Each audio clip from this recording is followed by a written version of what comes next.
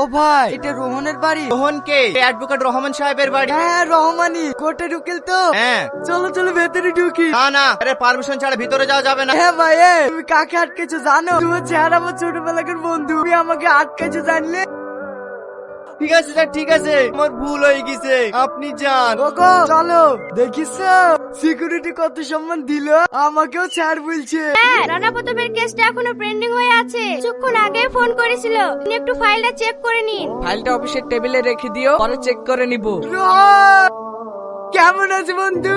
আরে sir sir কি করছিস?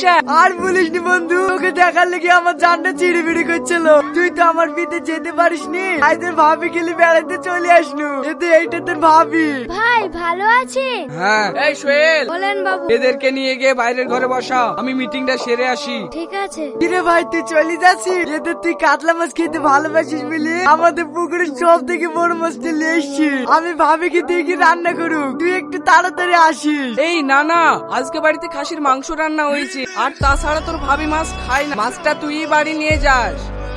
ভাই আসলি, আয় আয় বস, একটু গল্প করি। খাওয়া দাওয়া করেছি? না ভাই, এখনো খাওয়া দাও। তুই কি বলছিস? হ্যাঁ ভাই, চামড়ি খেয়েছি। ঠিক আছে তোরা বল, আমি ড্রেসটা চেঞ্জ করে আসি।